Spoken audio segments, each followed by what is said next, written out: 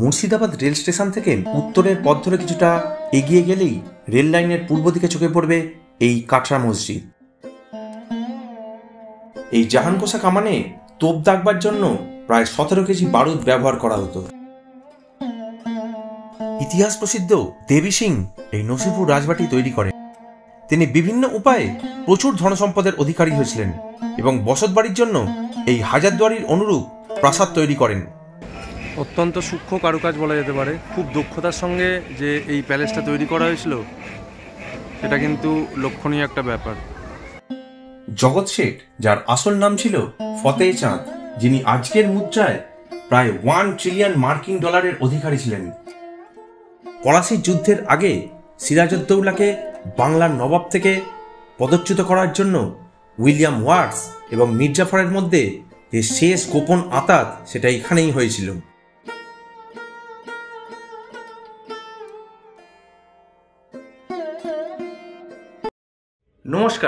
নমস্কার বন্ধুরা, good evening. আজ 31শে ডিসেম্বর 2024, বছরের লাস্ট দিন। আশা করি আগামী বছরটা সবার খুব ভালো যাবে। হ্যাপি নিউ ইয়ার বলতে পারছি না এই কারণেই, কারণ এই মুহূর্তে ঘড়ির কাঁটা বলছে ঠিক 9টা। আর গুড ইভিনিং বলার এইটাই কারণ এইখান থেকেই ব্লগটা শুরু করছি। আমরা সবাই রেডি হয়ে গেছি। আজ আমরা এই মুহূর্তে চলে যাব শিয়ালদা স্টেশন, আর সেখান থেকে রাত্রি 11:30টায় 03191 শিয়ালদা লালগোলা স্পেশাল এই ট্রেনটায় করে আমরা কাল ভোর 4:15 নাগাদ পৌঁছবো মুর্শিদাবাদ। এই নিয়েই এক্সপ্লোর অফ টাইমের মুর্শিদাবাদ সিরিজের গল্প।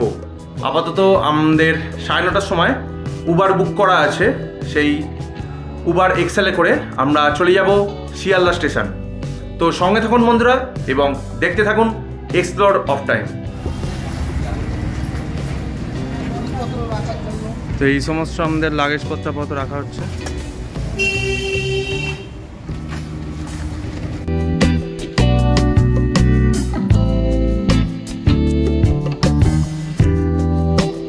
এই মুর্শিদাবাদ যাওয়ার জন্য আমরা টিকিট কেটেছিলাম 28শে নভেম্বর 2024 আইআরসিটিসি অ্যাপের থ্রু দিয়ে। এই মুর্শিদাবাদ ভ্রমণের জন্য যতগুলো ট্রেন অ্যাভেলেবেল আছে তাদের লাস্ট ডেস্টিনেশন কিন্তু একদম সীমান্তবর্তী জায়গা লালগোলা। প্রায় সবকটা ট্রেনেরই ঘুরিয়ে ফিরিয়ে একই নাম। কোনোটার নাম লালগোলা মেমু, তো কোনোটার নাম লালগোলা প্যাসেঞ্জার, তো কোনোটার নাম লালগোলা স্পেশাল। এছাড়া ভাগীরথী এক্সপ্রেস এবং হাজারদুয়ারি এক্সপ্রেসও এই মুর্শিদাবাদ স্টেশন হয়ে লাস্ট ডেস্টিনেশন যায় লালগোলা। আজ 31শে ডিসেম্বর হওয়া সত্ত্বেও রাস্তাঘাট দেখলাম মোটামুটি ভালোই ফাঁকা, এবং আমরা মিনিট 40-এর মধ্যেই পৌঁছে গেলাম শিয়ালদা স্টেশন।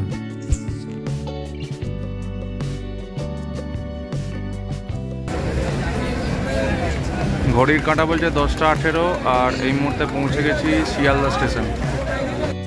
03191 শিয়ালদা লালগোলা প্যাসেঞ্জার এই ট্রেনটা সপ্তাহের 7 দিনই, অর্থাৎ সোমবার থেকে রোববার এই 7 দিনই চলে, এবং এর টাইম টেবিল একই রকম। ঠিক রাত্রির 11:30টায় শিয়ালদা স্টেশন থেকে ছেড়ে পৌঁছয় পরের দিন ভোর 4:15 নাগাদ। এই শিয়ালদা থেকে মুর্শিদাবাদ স্টেশনের দূরত্ব প্রায় 200 কিলোমিটারের কাছাকাছি, এবং সময় লাগবে প্রায় 5 ঘন্টার মতন। এই গাড়িতে তো সাফাই কর্মী থাকে না, সুতরাং ওই একবার প্ল্যাটফর্মে সাইডিং থেকে যখন প্ল্যাটফর্মে চলে আসছে তারপরে সাফাই করবে কি। প্রসঙ্গত জানিয়ে রাখি, এই শিয়ালদা লালগোলা প্যাসেঞ্জার ট্রেনে কোনোরকম কোনো টয়লেট ক্লিনিংয়ের সুবিধা নেই। বন্ধুরা, ট্রেনের কামরায় শুয়ে 2025কে স্বাগত জানালাম। Happy new year to all of my YouTube subscriber. ভালো থাকবেন বন্ধুরা, 2025 সবার খুব ভালো কাটবে।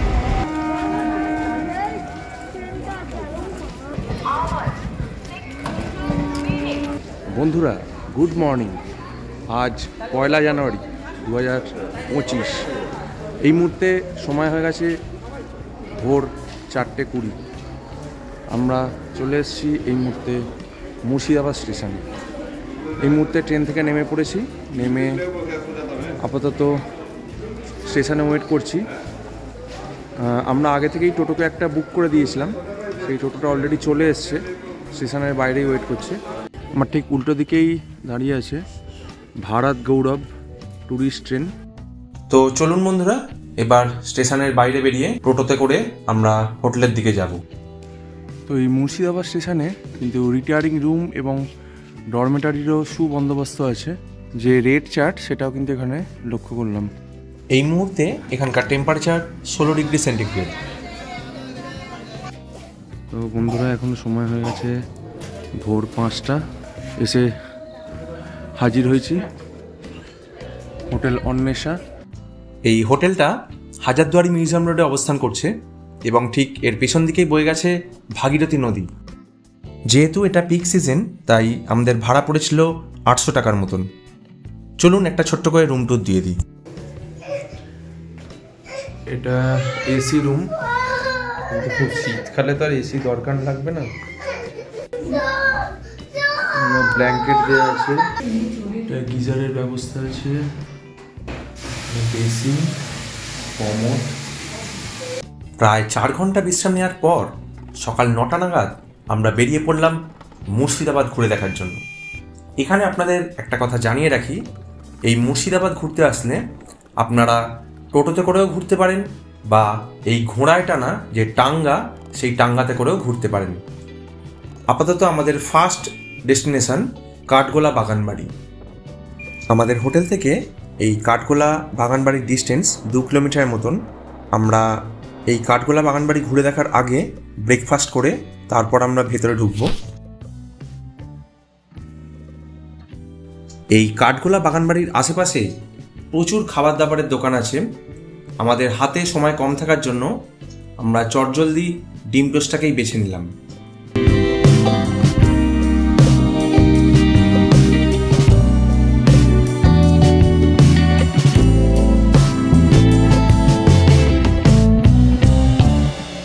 মাত্র 25 টাকায় গরম গরম ডিম টোস্ট।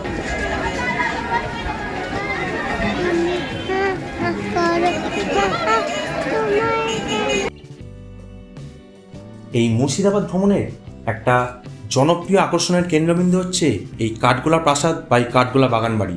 দেখলাম এই প্রাসাদের যে গেট, সেই গেটের সংস্কারের কাজ চলছে।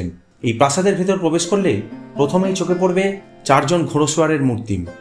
এনারা ছিলেন লক্ষ্মীপদ, ধনপদ, জনপদ এবং মহিপদ। 1873 সালে ধনপদ সিং দুগার এবং লক্ষ্মীপদ সিং দুগার দ্বারা এই প্রাসাদটি নির্মিত হয়েছিল। এই কাঠগোলা বাগানবাড়ির প্রবেশ মূল্য জনপ্রতি 30 টাকা করে। শোনা যায় এই সুড়ঙ্গ পথটি জগৎ শেঠের বাড়ি এমনকি হাজারদুয়ারি পর্যন্ত বিস্তৃত হয়ে রয়েছে।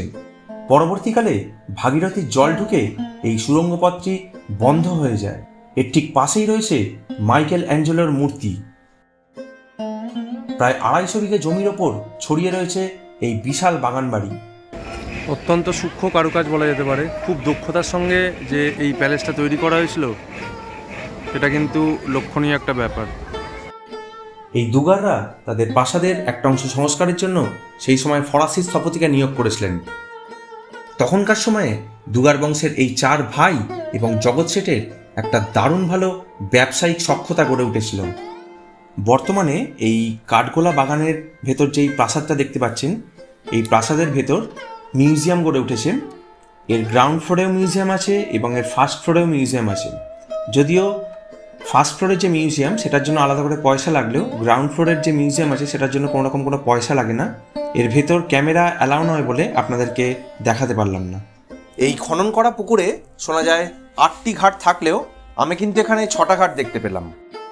এই দুগার ভাইয়েরা এই পুকুরে মাছ পর্যন্ত ছেড়েছিলেন এবং তারা এই মাছগুলো যখন পরবর্তীকালে বড় হয়েছিল তাদের নাকে নখ পরিয়ে এই মাছগুলোকে আবার পুকুরে ছেড়ে দিয়েছিলেন। এরপর একে একে দেখে নিলাম শ্বেত ভৈরব এবং এর ঠিক পাশেই এই মন্দিরের ভেতর কাল ভৈরবের মূর্তি। শোনা যায় এনারা শিব ঠাকুরেরই আর এক অংশ। যেহেতু এই দুগার ভাইয়েরা ছিলেন জৈন সম্প্রদায়ভুক্ত, তাই এনারা মাছ খেতেন না, তাই মাছগুলোকে তুলে এনে পরবর্তীকালে যখন মাছগুলো মারা যেত তখন এইখানে সমাধিস্থ করা হতো। আপনারা সকলেই জানেন যে গোলাপের আর একটা প্রকারভেদ হচ্ছে এই কাঠগোলাপ। এই কাঠগোলাপ থেকেই এই বাগানের নামকরণ করা হয়েছিল কাঠগোলাপের বাগান বাড়ি। কিন্তু কালের নিয়মে এই কাঠগোলাপ হারিয়ে যাওয়ার দরুন সেই কাঠগোলাপ কথাটা কেটে গিয়ে একে এখন নামকরণ করে দেওয়া হয়েছে কাঠগোলা বাগান বাড়ি। বাগানের ঠিক পাশেই রয়েছে এইরকম অপূর্ব সুন্দর জৈন মন্দির। আপনারা বহু জায়গাতেই জৈন মন্দির দেখে থাকবেন, এখানেও কিন্তু তার ব্যতিক্রম নয়। এখানে জৈন মন্দিরটাও অসাধারণ এবং এই মন্দিরের চারপাশে নানান কারুকার্য খচিত শ্বেত পাথরের মূর্তিও লক্ষ্য করলাম। এই দুগার বংশীরা ছিলেন জৈন সম্প্রদায়ভুক্ত, এনারা এনাদের উপাসনার জন্য এই জৈন মন্দির স্থাপন করেছিলেন। এই কাঠগোলা বাগান বাড়িতে এন্টারটেনমেন্টের কোনো অভাব নেই। এই জৈন মন্দিরের ঠিক উল্টো দিকেই মাত্র 25 টাকার বিনিময়ে 15 মিনিটের জন্য অনায়াসেই করে নিতে পারেন এই বোটিং রাইড।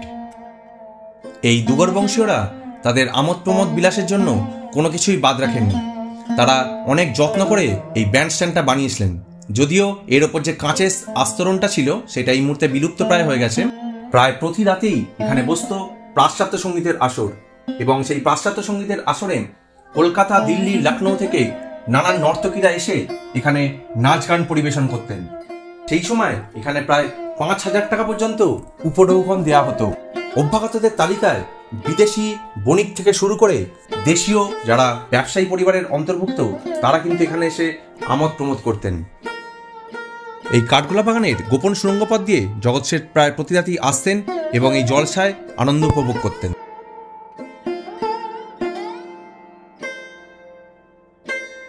এই বাউরির ঠিক উল্টো দিকেই দেখতে পেলাম চিড়িয়াখানা। যদিও চিড়িয়াখানা কালের নিয়মে বিলুপ্ত হলেও এখানে কিন্তু এখনো মাছ এবং পাখিদের দেখা পেলাম। কাঠগোলা বাগান বাড়ি দেখে মাত্র 2 মিনিটের ডিস্টেন্সেই চলে এলাম জগৎ শেঠের বাড়ি বা জগৎ শেঠ মিউজিয়াম। এই জগৎ শেঠের বাড়ির ঠিক নিচেই টাঙ্গা গাড়িগুলোর স্ট্যান্ডও লক্ষ্য করলাম। এই জগৎ শেঠের বাড়ি বা মিউজিয়ামের প্রবেশ মূল্য জনপ্রতি 30 টাকা করে। বর্তমানে এই জগৎ শেঠের বাড়ি মিউজিয়ামে রূপান্তরিত করা হয়েছে, কিন্তু এর আগে এই জগৎ শেঠের বাড়ি কিন্তু খাজাঞ্চিখানা হিসেবে ব্যবহৃত হতো। শোনা যায় মুর্শিদ কুলি খাঁ দিল্লির বাদশার কাছ থেকে এই রাজধানী মুর্শিদাবাদে স্থানান্তরিত করেন। তখন হতেই হীরানন্দের পুত্র মানিকচাঁদ হতে এখানে এই জগৎ শেঠের উৎপত্তি হয়। মানিকচাঁদ মহিমাপুরের বাসভবনের সামনেই ভাগীরথীর পশ্চিম পাড়ে টাঁকশাল নির্মাণ করেন, যদিও সেই টাঁকশাল ভাগীরথী নদীতে তলিয়ে গেছে। জগৎ শেঠ, যার আসল নাম ছিল ফতেহ চাঁদ, তিনি ছিলেন 18 শতকের একজন ব্যবসায়ী, যিনি আজকের মুদ্রায় প্রায় 1 ট্রিলিয়ন মার্কিন ডলারের অধিকারী ছিলেন। এটি তাকে তৎকালীন সময়ে বিশ্বের অন্যতম ধনী ব্যক্তিতে পরিণত করেছিল। এই জগৎ শেঠের পরিবার তাদের আর্থিক দক্ষতার জন্য পরিচিত ছিল এবং সেই সময়কালে তারা মুঘল এবং ইস্ট ইন্ডিয়া কোম্পানিকে লোন দিয়েছিল। তারা সাধারণ জনগণের কাছ থেকে কর আদায় করত এবং সেই সময়কালে তারা নিজস্ব মুদ্রাও তৈরি করেছিল। ইতিহাস প্রসিদ্ধ কুখ্যাত দেবী সিং এই নসিপুর রাজবাটি তৈরি করেন। দেবী সিং ব্যবসা করবার উদ্দেশ্যে এই মুর্শিদাবাদে আসেন। 76-এর মন্বন্তরের পরে রাজস্ব আদায়ের জন্য তিনি প্রজাদের উপর যেরূপ অত্যাচার উৎপীড়ন করেছিলেন তার তুলনা হয় না। তিনি বিভিন্ন উপায়ে প্রচুর ধনসম্পদের অধিকারী হয়েছিলেন এবং বসতবাড়ির জন্য এই হাজারদুয়ারির অনুরূপ প্রাসাদ তৈরি করেন। নসিপুর রাজবাড়ি থেকে মাত্র 1 মিনিটের টোটোর ডিস্টেন্সে চলে এলাম নসিপুর বড় আখড়া। এই নসিপুর আখড়ার প্রবেশ মূল্য জনপ্রতি 20 টাকা করে। এই নবাবী আমলে হাতির পিঠে রূপোর রথে করে জগন্নাথ দেব যেতেন মাসির বাড়ি অর্থাৎ জগৎ শেঠের বাড়ি। এখানে রামানুজ সম্প্রদায়ভুক্ত সাধুরা বাস করতেন। এই ভাগীরথীর পাড়ে নৌকা দাঁড় করানোর জন্য নোঙর এখানে চোখে পড়ল। এইখানে লক্ষ্য করলাম ভিন্টেজ আমলের গাড়ি এবং পুরনো কাঁসার বড় বড় বাসনপত্র। এই আখড়ার একটা নিয়মাবলী হচ্ছে, যিনি চিরকুমার থেকে এই আখড়ার সেবা পূজা সুষ্ঠুভাবে পরিচালনা করবেন তাকেই মহান্তরূপে নির্বাচিত করা হবে। নসিপুর বড় আখড়া থেকে জাফরগঞ্জ সেমেট্রির দিকে কিছু দূর এগোতেই ডান হাতে চোখে পড়বে এই মীর জাফরের বাড়ি। এটি আপনারা সকলেই জানেন যে নেমোখারাম দেহরি নামেও এটি পরিচিত হয়ে রয়েছে। পলাশির যুদ্ধের আগে সিরাজউদ্দৌলাকে বাংলার নবাব থেকে পদচ্যুত করার জন্য উইলিয়াম ওয়াটস এবং মীর জাফরের মধ্যে যে শেষ গোপন আঁতাত সেটা এখানেই হয়েছিল। শোনা যায় 1897 সালের ভূমিকম্পে এই মীর জাফরের বাড়িটি ভেঙে পড়ে। ভজনদার সঙ্গে তো দেখা আপনাদের করিয়েই দিলাম, আলাপটা না হয় পরের ব্লগে হবে। এই মুর্শিদাবাদ জেলার জাফরগঞ্জ কবরস্থানে 11টি কবর হল মীর জাফর এবং তার পরিবারের কবরস্থল। এই কবরস্থানটি 1100 কবর নামেও পরিচিত হয়ে রয়েছে। মীর জাফর প্রায় 3.5 একর জমিতে এই কবরস্থানটি নির্মাণ করেছিলেন। এই কবরস্থানের ভেতর প্রবেশ করলে একটা মসজিদও চোখে পড়বে।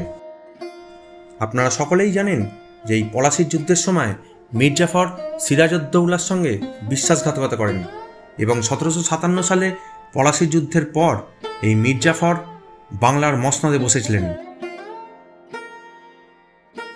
এই জাফরগঞ্জ কবরস্থানে মীর জাফর ছাড়াও ওনার পরিবারের আরও অনেকের কবর কিন্তু এইখানে লক্ষ্য করলাম।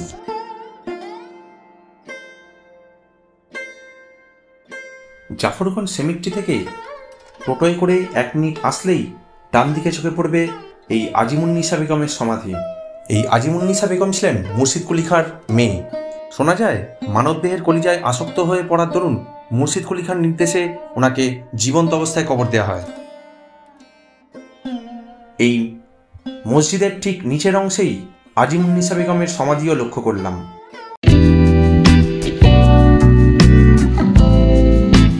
আজিমুন্নিসা বেগমের সমাধি দেখে চলে এলাম রাজলক্ষ্মী হোটেলে লাঞ্চ সারবার জন্য।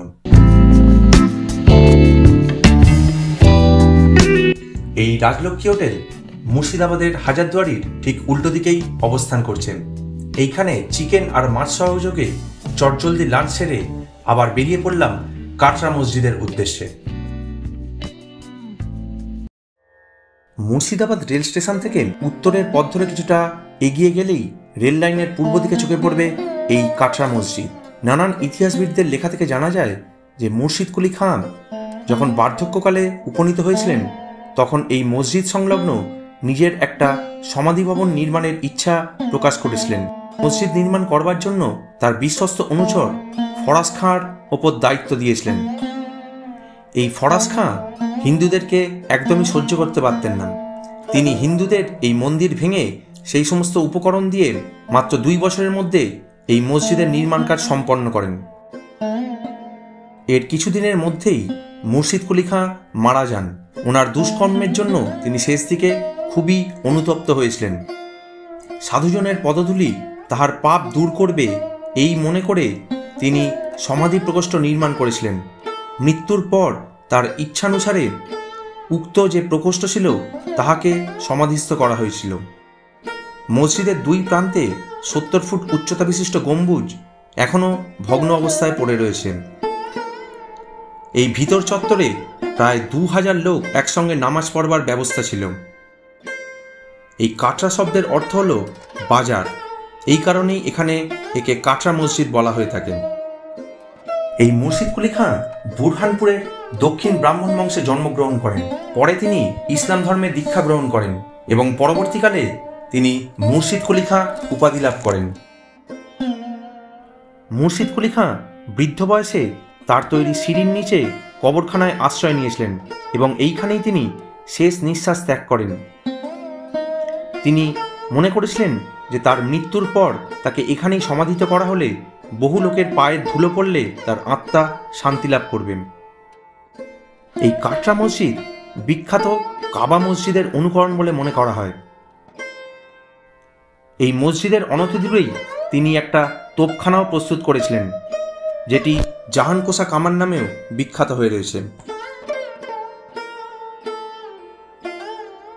শোনা যায় মুর্শিদ কুলি খাঁ ঢাকা হতে তার রাজধানী এই মুর্শিদাবাদে স্থানান্তরিত করবার সময় এই কামানটি এখানে নিয়ে আসেন।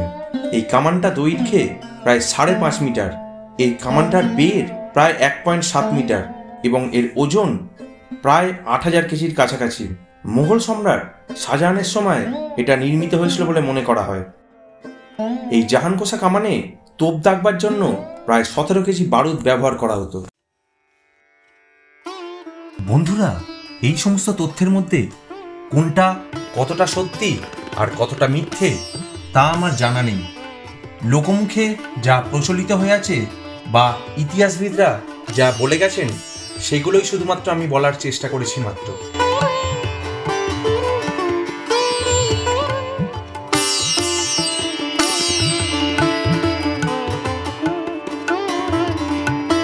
তো বন্ধুরা, এই মুহূর্তে ঘড়ির কাঁটা বলছে সময় হয়ে গেছে বিকেল 4:15। তো এই মুহূর্তে চলে এসেছি মতিঝিলের কাছে। এই মতিঝিলের কাছে আসলে চোখে পড়বে এই জামা মসজিদ। এই জামা মসজিদটি 1750 সালে নবাব নওয়াই মোহাম্মদ খান নির্মাণ করেছিলেন। নবাব আলীবর্দী খানের বড় মেয়ে ঘসেটি বেগম তার ছোট বোন আমিনা বেগমের ছেলে ইকরামুল্লাহকে দত্তক নেন এবং তাকে নিজের ছেলে হিসেবে লালন পালন করেন। ইকরামুল্লাহ অল্প বয়সে মারা যান। ঘসেটি বেগমের স্বামী নওয়াজ মোহাম্মদ খান ইকরামুল্লাহর মৃত্যুর শোক সইতে না পেরে মারা যান। তাদের দুজনকেই এই জামে মসজিদের প্রাঙ্গণে কবর দেয়া হয়। কথিত আছে নবাব আলীবর্দী খান এই জামে মসজিদে নিয়মিত নামাজ পড়তে আসতেন।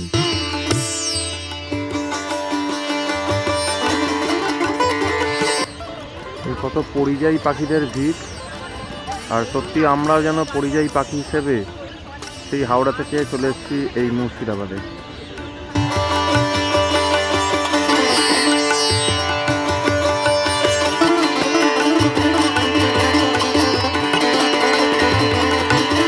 জামা মসজিদের ঠিক পাশেই রয়েছে মতিঝিল। এই মতিঝিল সকাল 11টা থেকে সন্ধ্যে 7টা পর্যন্ত খোলা থাকে। এই মতিঝিলের প্রবেশ মূল্য জনপ্রতি 30 টাকা করে।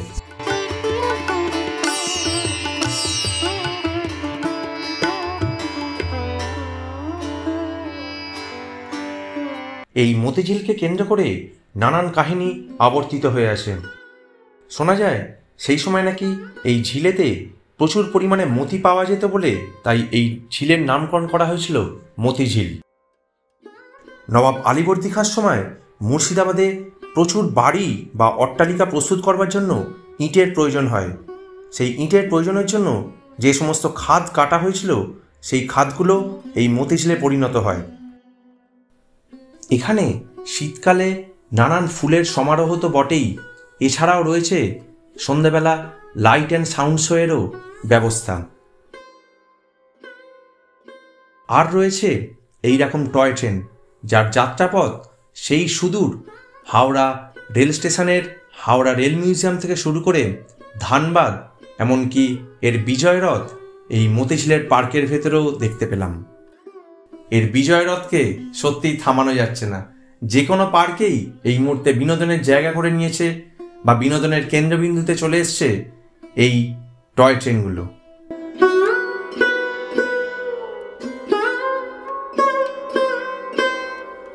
প্রায় 350 একর জায়গা নিয়ে ছড়িয়ে রয়েছে মতিঝিলের এই অনন্য সুন্দর পার্কটি, যেন আপনাদেরকে হাতছানি দিয়ে ডাকছে।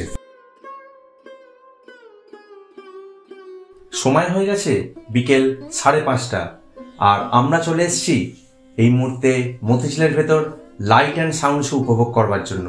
তো চলুন বন্ধুরা, দেখতে থাকি লাইট অ্যান্ড সাউন্ড শো এর কিছু ঝলক।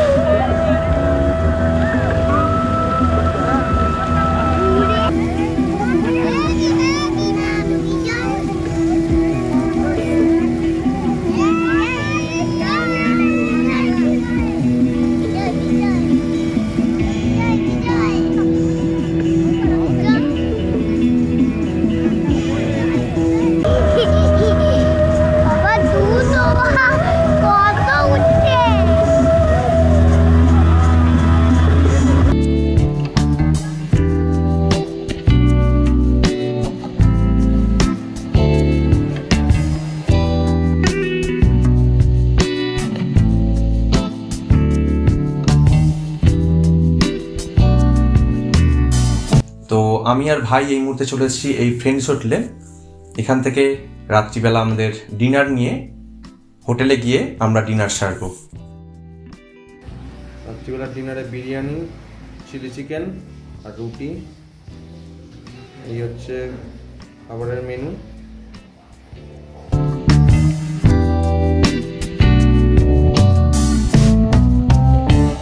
বন্ধুরা, মুর্শিদাবাদ সিরিজের প্রথম পর্ব আপনাদের কেমন লাগলো অতি অবশ্যই আমাকে কমেন্টস করে জানাবেন। যদি এই ভিডিওটা ভালো লেগে থাকে অতি অবশ্যই একটা লাইক, কমেন্টস, শেয়ার করে চ্যানেলটাকে সাবস্ক্রাইব করে পাশে থাকবেন। খুব তাড়াতাড়ি দেখা হচ্ছে মুর্শিদাবাদের দ্বিতীয় পর্ব নিয়ে। ভালো থাকবেন বন্ধুরা, শুভরাত্রি, ধন্যবাদ।